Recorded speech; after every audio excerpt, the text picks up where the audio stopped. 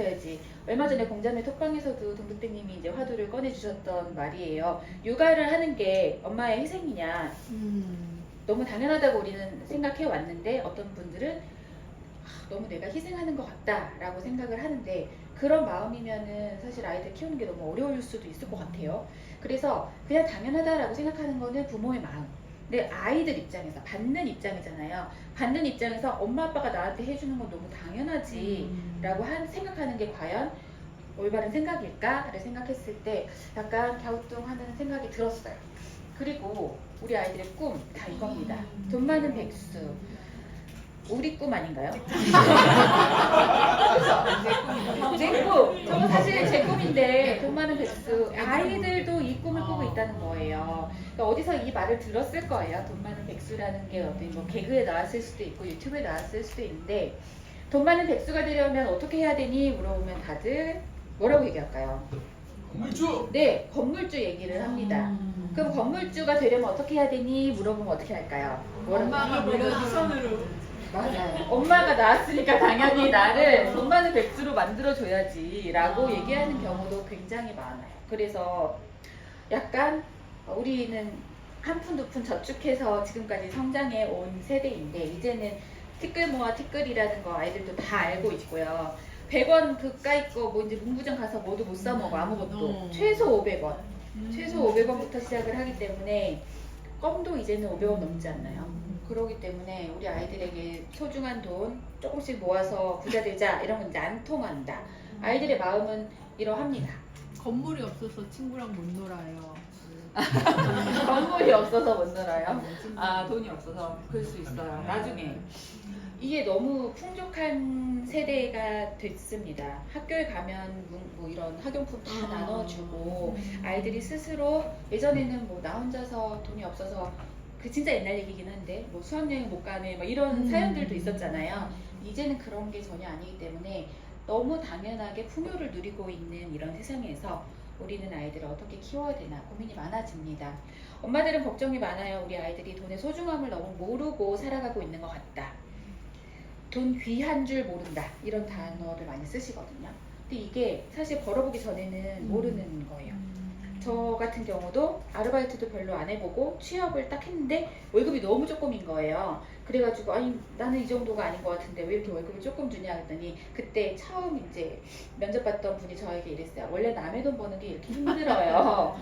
실제로 남의 돈을 좀 벌어봐야 아 이게 힘들구나. 그럼 우리 부모님은 어떻게 벌었을까 이렇게 생각이 확장되는 거잖아요.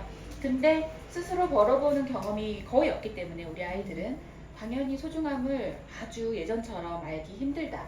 그리고 용돈 받으면 그냥 다 써버립니다. 오늘 용돈 받았어. 다 써버려. 아 오늘 내 손에 10,000원이 있어. 얘들아 내가 오늘 떡볶이 쏠게 해가지고 데려가서 떡볶이 그냥 쏘는 거예요. 그러면 내 용돈은 탕진. 내일이 되면 내 친구가 싸. 내일 모레가 되면 그 옆에 친구가 싸. 돌아가면서 간식을 쏘는 간식계도 운영을 하고 있고 아이들끼리 그 오마댕 이런 데다가 충전 걸어 놓으면은 아이들이 그냥 오늘은 내 충전금에서 쓸게 내일은 얘 충전금 엄마들이 다 돌아가면서 혹은 저 며칠 전에 부산 다녀왔잖아요. 부산에서도 부산은 외상이 있대요 아직도. 그러면 떡볶이 가게에 외상을 걸어놔. 그럼 한 달 동안 아이가 쓴 거를 엄마가 한 달 마지막 날에 가서 이제 결제를 해주는. 그러니까 다 오늘은 얘 이름으로 외상, 내일은 내 이름으로 외상 이렇게 돌아가면서 이러니까 돈을 뭔가 아껴 써야 되겠다 이런 생각을 할 리가 없는 거예요.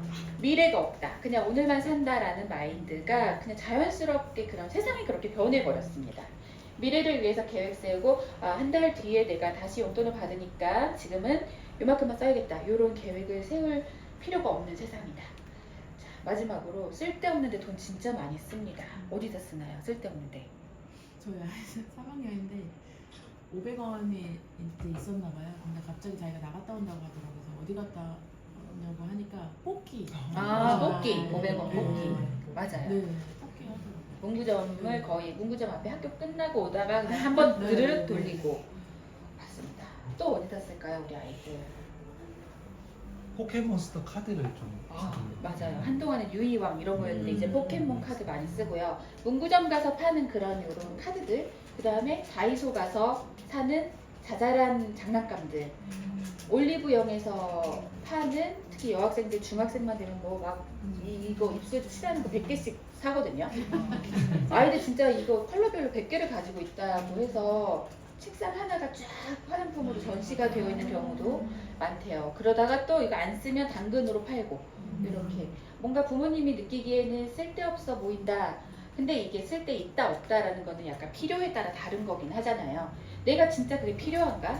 선택하는 연습. 그리고 내가 샀으면 그거를 잘 샀나? 아니면 과소비한 건가? 낭비한 건가? 충동구매한 건가?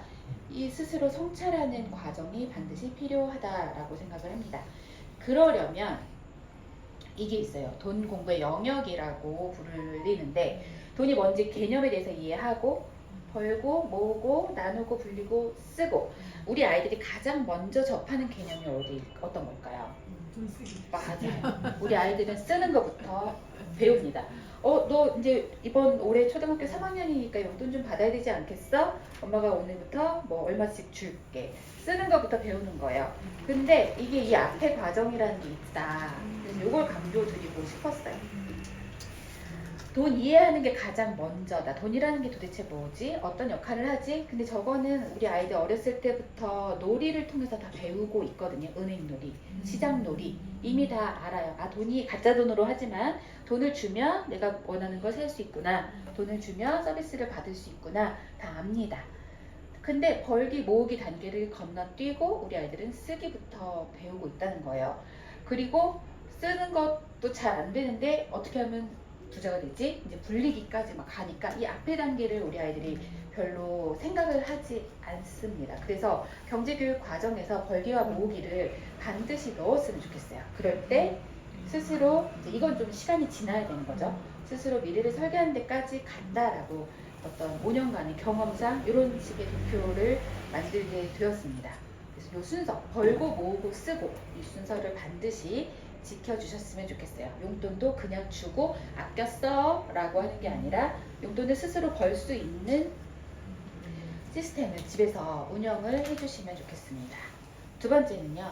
우리 아이에게 직접 선택의 기회를 주세요. 우리 아이들은요. 미숙합니다. 그래서 반드시 실수를 해요. 이상한 뻘 선택 같은 걸 많이 하고요. 그런데 이거 뭐 우리도 어렸을 때는 잘 못했을 거잖아요. 우리 한번 같이 해볼게요. 오늘 저녁 여러분 뭐 먹을까요? 돈가스 vs 떡볶이. 하나 둘 셋. 떡볶이.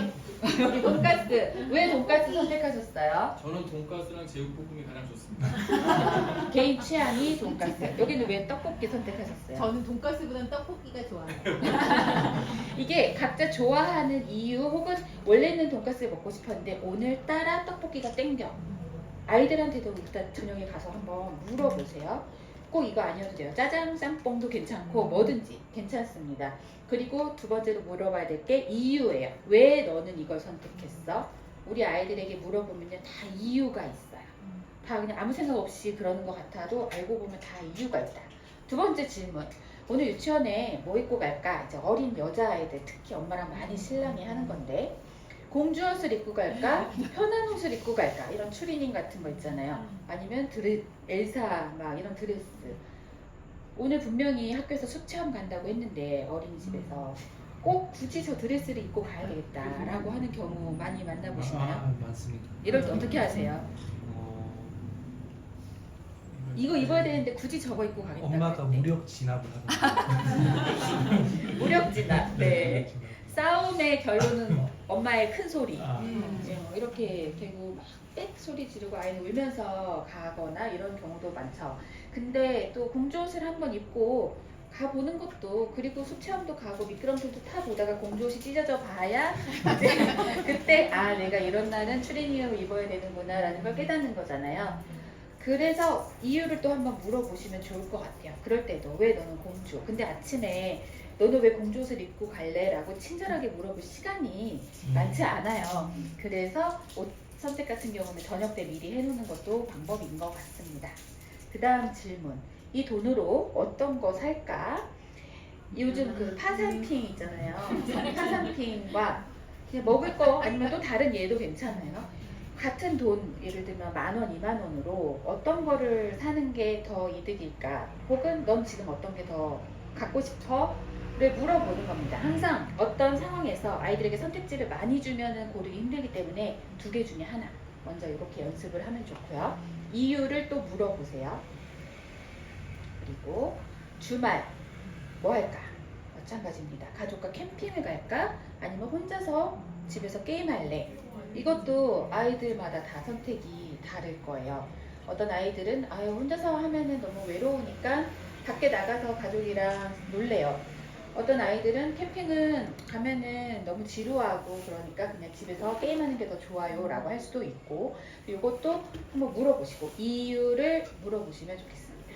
자, 학원 끝나고 짬이 났다. 한 10분 정도 텀이 뜬 거예요. 그때 빵이나 뭐 이런 간식 사 먹으러 갈까? 아니면은 놀이터에서 그 10분 동안 놀까? 이거 둘 중에 하나. 또 아이들마다 다르겠죠? 어떤 아이들은 식욕이 왕성하거나 그럼 점심을 부실하게 먹었다면 이걸 먹으러 갈 거고, 어떤 아이들은 난 에너지가 막 너무 분출해야 되겠어. 그러면 놀이터 갈 거고. 그리고 마지막으로 우리 이런 거 많이 하죠.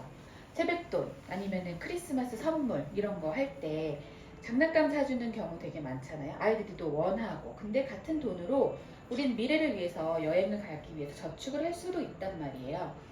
우리 아이들에게 꼭 하나의 길만 있는 게 아니라 여러 개의 선택지가 있다라는 걸 알려주는 방법으로 일단 이렇게 두 가지 중에 하나, 이상형 월드컵처럼 구하는 거 알려드렸고, 중요한 건 아이들에게 반드시 이유를 물어보고 그 이유가 합당하다, 내가 왠지 설득돼, 그러면은 일단 그렇게 하게 두라는 겁니다. 무조건 이게 옳다고 하더라도 저거를 굳이 선택하면은 저거를 한번 하게 하고 저기서 느껴지는 것들을 또 스스로 깨달아 봐야 되는 거죠.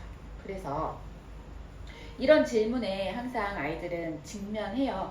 떡볶이도 먹고 돈가스도 먹으면 안 되나요? 둘 다 먹고 싶어요. 둘 다 먹으면 돼요 라고 여기서 또 붕어빵, 슈붕, 팥붕 이거 하면은 막 난리가 나요. 둘 다 먹으면 안 돼요 막 이러거든요. 엄마는 외계인 먹을래, 민초 먹을래, 뭐 선택 진짜 많잖아요. 다 먹고 싶대. 근데 우리는 항상 고른다. 왜 골라야 될까요? 왜? 제가 고르라고 했을 때 왜 고르셨어요? 그냥 둘 다 먹을래요 라고 대답할 수도 있었잖아요. 근데 배불러서 이제 둘 다 먹을래요. 둘 다 먹을래요. 두 개 다 먹으면 좋은 거예요. 네. 근데 우리는 알아요. 왜? 우리는 부족하다는 거를 다 알고 있거든요. 그래서 자원이라고 부릅니다. 돈, 시간, 재화. 이거를 이제 경제학 용어 그 사전이나 교과서에는 이렇게 나오는데, 자원이 부족하다. 이거를 말하는 용어 여섯 글자. 자원의 희소성. 오, 맞습니다. 와. 이거 초등학교 4학년 교과서에 나오는 내용이거든요. 그래서 우리 아이가 초등학교 4학년이 넘었다면 한번 이런 식으로 대화를 이끌어가 보셔도 좋을 것 같아요. 자원이 희소하다, 부족하다. 부족하다, 희소성이라는 거는 원하는 사람보다 자원이 부족하다라는 거거든요. 그래서 우리는 선택을 해야 됩니다. 내가 가진 한정된 자원으로 어떤 선택을 해야 될까요? 무엇을 얻는 선택. 최대로요? 너무 어려운 단어예요. 최대 만족. 비슷합니다. 자기 만족. 가장 큰 만족감을 얻는 선택. 그래서 내가 어떤 걸 선택했을 때 와 진짜 나 만족스러워, 와 이거 진짜 선택하기 잘했어, 이런 감정이 들어야 우리는 합리적인 선택을 했다라고 얘기를 해요. 그래서 합리적 선택도 경제 용어더라고요. 되게 놀랍게도. 자, 그러면 내가 선택한 것의 가치와 내가 포기한 것의 가치 두 개를 비교하면 어떤 게 더 커야 될까요? 선택. 맞아요. 선택한 것의 가치. 떡볶이를 선택했다면 돈가스보다 만족해야 돼. 자, 그럼 난 포기했어요. 돈가스를. 이 돈가스에 대해 돈가스를 포기했으니 이 포기한 것을 비용으로 환산하면 기회비용. 네, 돈가스의 값이 기회비용이 되는 거예요. 그러면 선택한 것과 포기한 것에서 기회비용은 어떻다? 기회비용이 어떤 선택을 해야 된다? 큰 선택? 자, 저희 여기 부등호가 이렇게 갔어요. 이렇게 기회비용이 작아야 되는 거예요. 그래서 부등호가 작다, 작은 쪽으로. 그래서 우리는 기회비용이 작은 선택을 해야 현명한 선택, 합리적 소비를 했다라고 얘기를 합니다. 뭘 골라야 덜 아쉬울까? 내가 뭘 골라야 후회하지 않을까? 그 관점에서 선택을 하면 여러분도 뭐 옷을 사러 가든 아니면 어떤 선택이든 후회하지 않을 선택. 그러니까 더 좋은 선택을 하려고 하지 마시고 후회하지 않을 선택을 하시면 훨씬 더 좋은 선택을 할 수 있다라고 해요. 네. 왜냐면 너 이 둘 중에 어떤 게 더 좋아라고 하면 둘 다 좋아. 고르기 너무 힘들거든요. 근데 진짜 너 후회하지 않을까? 오늘 이거 안 먹으면 후회할 것 같아. 이런 거. 그러면은 하나를 고를 수가 있습니다. 그래서 반드시 선택을 해야 되는 상황에서는 질문을 이렇게 던져보자. 덜 아쉬운 선택, 그 다음에 후회하지 않을 선택. 근데 이게 선택을 한다라는 거는 전제가 있었잖아요. 아까 일단 부족해야 된다. 희소성이 있어야 된다. 그래서 결핍이 필요합니다. 돈이 너무 많아. 그럼 뭐가 걱정이겠어요? 다 먹어. 여기서부터 여기까지 메뉴판 다 주세요. 이거 하면 되잖아요. 돈이 많으면. 우리 회비로 먹을 때 그렇게 하죠. 우리 남편님이 이제 친구들이랑 베트남에 회비를 들고 여행을 갔어. 그러면 메뉴판 한 판을 다 시킨대요. 돈이 많으면 그렇게 하면 됩니다. 근데 우리는 거의 그러지 못하기 때문에 결핍이라는 상황을 항상 마주하는데 아이들이 결핍을 느끼려면 용돈교육 차원에서는 용돈이 조금 부족해야 돼요. 용돈이 많으면 야 내가 오늘 쏘니까 다 먹었냐 이렇게 하면 되거든요. 그러니까 결핍이라는 상황을 만들어 주시려면 용돈은 조금 부족하게. 하지만 부족해서 막 좌절하고 우리 엄마 왜 이래 막 이렇게 하는 게 아니라 더 벌 수 있는 기회를 만들어 주면 아이들은 좌절하지 않거든요. 그래서 그 책에도 나왔지만 용돈 메뉴판에 더 벌 수 있는 보너스 트랙을 딱 넣어가지고 보너스 용돈으로 충분히 더 벌 수 있다 이렇게 생각해 주시면 되고 선택을 잘하는 거 되게 중요하잖아요. 어렸을 때는 양파링 먹을까 새우깡 먹을까 뭐 이런 작은 선택만 하지만 점점 큰 선택을 하게 됩니다. 대학교 진로 고등학교 갈 때 우리는 문과 이과 세대였잖아요. 문과 갈까 이과 갈까. 대학교는 어디 가지? 결혼을 할까? 이 남자랑 할까? 저 남자랑 할까? 뭐. 왜 뜨끔거리지? 그 다음에 집도 살까 말까. 기웅이 장래 선택을 했나? 그러니까 이게 합리적인 선택인가? 이게 진짜 점점 큰 선택을 하게 된다고요. 중요한 선택. 근데 이 선택이 어려서부터 많이 선택을 해봐야 그리고 거기서 실패 경험도 많이 있어야 좋은 선택을 할 수 있는 능력이 길러진다고 생각합니다. 그래서 선택의 힘을 기르기 위해서 우리 아이들에게 자꾸 연습하게 한 기회를 주셨으면 좋겠고 이거는 옛날 사진인데요. 우리 얘가 1학년 때 애기. 네, 입학 다음 날 필통을 잃어버리고 와가지고 가방을 열고 왔어요. 그래서 필통이 사라진 그래서 필통을 새로 사러 갔을 때의 사진이에요. 얘한테 10,000원을 주고 네가 알아서 필통을 한번 사라고 했더니 원래는 그냥 가격 제한 없이 아무거나 필통 하나 골라라고 하면은 제일 좋은 요거 고르거든요. 근데 이 10,000원으로 필통을 포함해서 네가 자유롭게 쓸 수 있어라고 하면 얘가 생각을 한다고요. 어떻게 해야 내가 가장 알찬 선택을 할까? 일단 필통을 그래서 얘를 삽니다. 3,200원. 나머지 돈이 남잖아요. 그걸로 본인이 갖고 싶은 장난감도 사고 10,000원 안에서 얘한테는 가장 만족스러운 소비를 할 수가 있게 되는 거예요. 그래서 비용을 딱 정해주고 문구점에 가든 마트에 가든 얼마 안에서 네가 자유롭게 한번 바구니를 채워봐 이렇게 해도 좋고요. 그 다음에 예산을 딱 정해놓고 주말 여행 코스 같은 거 짜는 것도 좋습니다. 저희 대공원에 가기로 했어요. 그래서 첫째랑 둘째랑 저랑 셋이서 대공원에 가자 이번 주. 그럼 어떻게 갈까? 차를 끌고 갈까? 지하철을 타고 갈까? 차를 끌고 가면 대공원에 주말에 운전해서 가는 건 약간 좀 무모한 일이기 때문에 지하철 타고 가자. 각자의 교통카드로 교통비를 냈기 때문에 일단 지출이 없었어요. 예산 10만 원. 그러면 갔어요. 가기 전에 1+1으로 과자를 사가지고 갔어요. 과자와 음료수를 이렇게 장바구니에 담아가지고 갔습니다. 왜냐면 이 안에 들어가면 비싸니까. 그래서 먼저 이렇게 과자를 사서 갔고 셋이서 이런 리프트, 동물원 입장권 뭐 이런 것들 세트로 사가지고 입장료도 내고 그 안에 이제 올라가서 동물도 보고 이것저것 또 사먹기도 하고 하면서 10만 원에서 소진을 하는 거죠. 그리고 나서 내려오는 길에 서울대공원 옆에 이런 계곡 같은 게 있어가지고 여기서 이렇게 좀 놀다가 집에 가려고 지하철을 타러 가는데 자 얼마 남았어? 2,000원이 남았어. 그러는 거예요. 자, 우리는 예산 10만 원에서 2,000원이 남았습니다. 얘는요, 10,000원을 주면 10,000원을 딱 맞춰 써야 되고 10만 원을 주면 10만 원을 딱 맞춰 써야 되는 애예요. 그럼 그 2,000원으로 뭐를 했을까요? 만주 선. 만두? 만주. 만주? 만주 비싸지 아니 않아요? 만주는 2,000원 넘는 것 네. 같은데 이게 물가 너무 모르시는 아이스크림 거 이미 먹었어요. 저는 저 위에서 먹었고 지하철역 어머, 앞에서 어머. 파는 거 있어요. 지하철역 앞에서 붕어빵. 붕어빵? 김밥. 아닙니다. 이거 아, 이거 2,000원밖에 안 해. 2,000원. 네. 그래서 정확하게 얘는 또 그날 10만 원을 딱 맞춰가지고 썼다는 약간 천부적인 재질이 있어, 재능이 있어요. 기계 맥주. 10만 원. 이거 외식도 괜찮아요. 이번 주말에 우리 가족 4식구, 3식구 외식을 얼마 예산으로 할 건데 그러면 네가 한번 음식점을 찾아봐. 이런 거 될 수도 있고 여행 계획도 낼 수 있고 예산이 5만 원이다 그러면 입장료가 없는 무료 박물관이나 이런 데를 알아볼 수도 있고 특히 이제는 아이들이 검색 능력이 엄청 뛰어나기 때문에 충분히 아이들한테 해도 되고 어린 아이들이라면은 함께 부모님이 도와주셔도 좋을 것 같습니다. 한계, 돈이라는 거는 한정되어 있고 그 안에서 알차게 쓰는 방법을 선택하는 겁니다.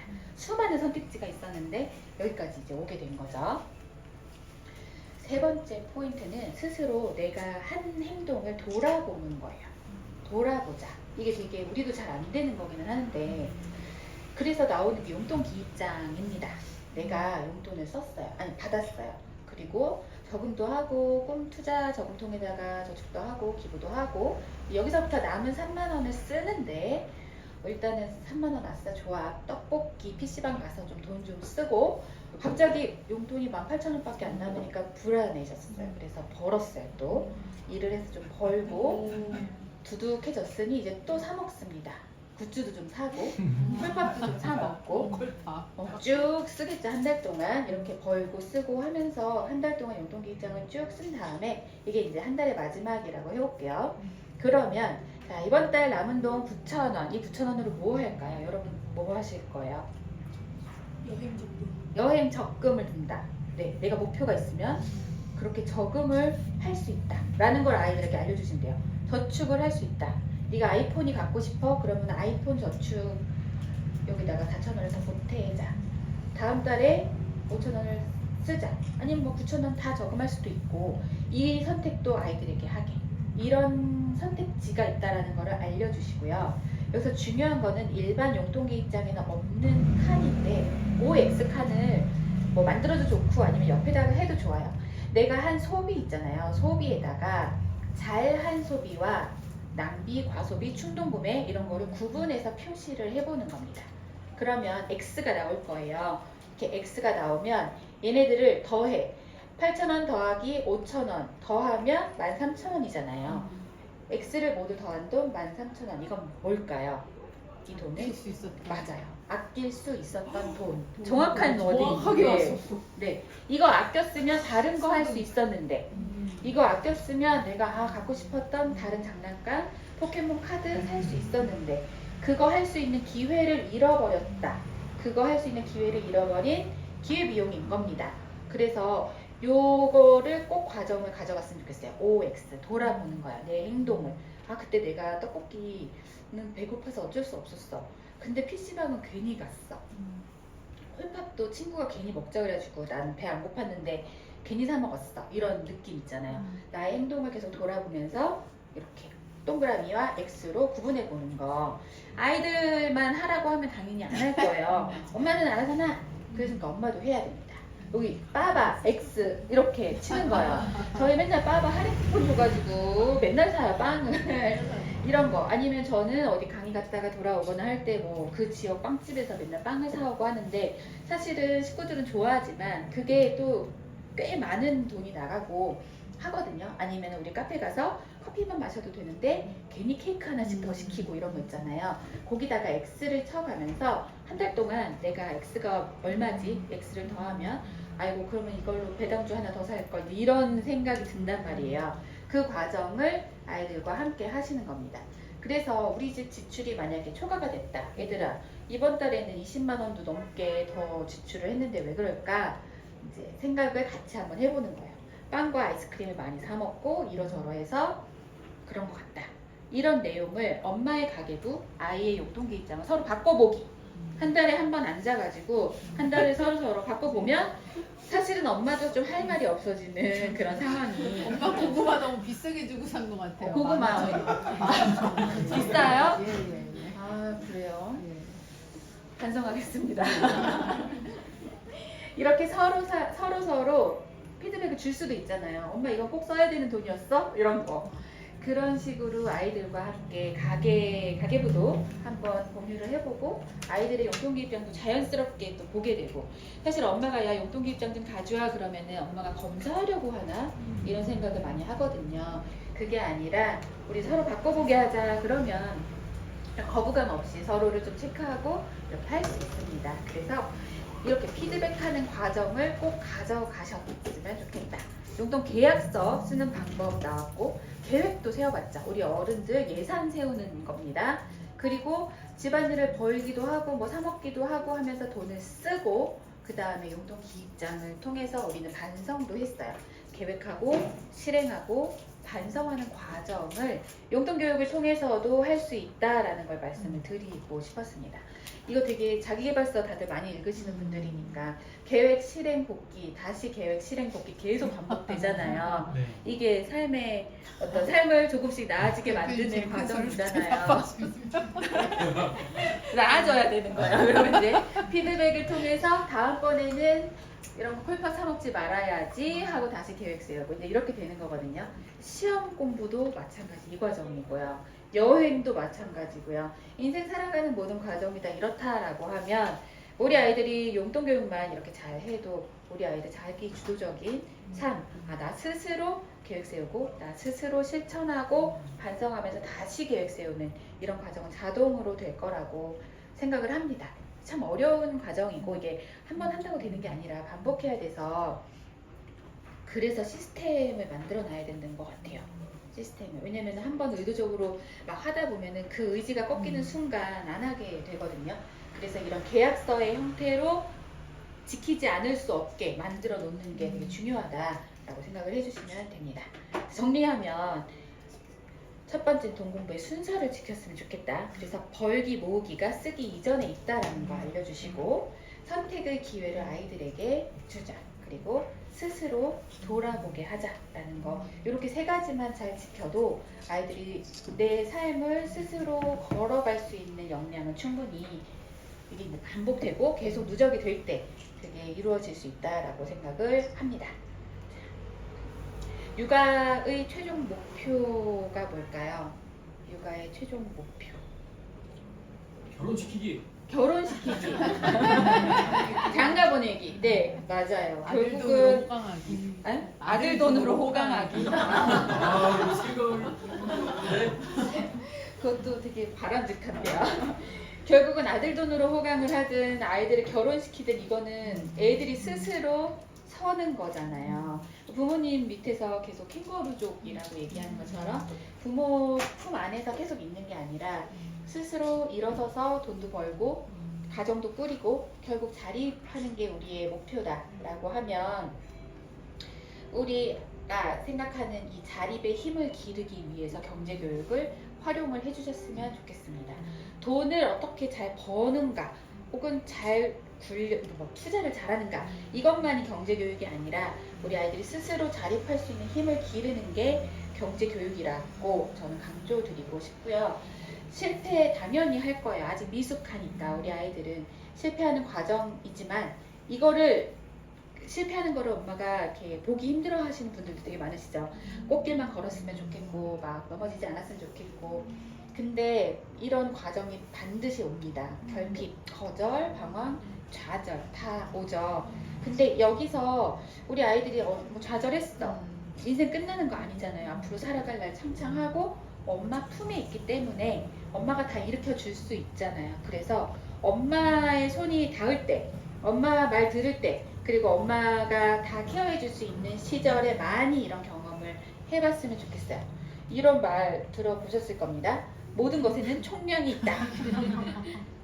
이런 좌절하고 방황하고 막 이런 거를 어른 다 돼가지고 하면 부모님들이 어떻게 이제는 해줄 수 없는 상황이 되기 때문에 어릴 때 청량이 있다면 이왕이면 어릴 때 이 많은 실패들을 해봤으면 좋겠다라고 생각을 해봤고요. 그 다음에 명언으로 해야 또 이게 뭔가 강의가 멋있게 끝나잖아요. 그래서 평온한 바다는 결코 유능한 뱃사람을 만들 수 없다. 사실 당연해요. 이런 풍랑도 한번 버텨보고 이겨내보고 그래야 어떤 어려움이 와도 다 헤쳐나갈 수 있는 아이들이 될 거잖아요. 근데 잔잔한 바다에서만 배를 띄우고 싶어 해요. 부모님들은 마음이 다치는 거 안 했으면 좋겠고 마음도 지켜주고 싶고 그래서 근데 이제 그 마음을 조금은 내려놓고 우리 아이들이 이런 파도를 좀 충분히 타도록 응원해 주시는 그런 부모님들이 되셨으면 하는 마음으로 이 책을 쓰고 정리를 한번 해야겠다라고 생각을 해서 약간 뭐랄까 머릿속에 있는 것을 한번 쫙 정리하는 느낌의 그런 책이거든요. 그래서 이게 여러분들에게도 도움이 좀 됐으면 좋겠습니다. 도움이 될까요? 네. 고맙습니다. 여기까지 감사합니다. 일단은 한 5분만 쉴까 봐요. 그래서 5분 정도 쉬고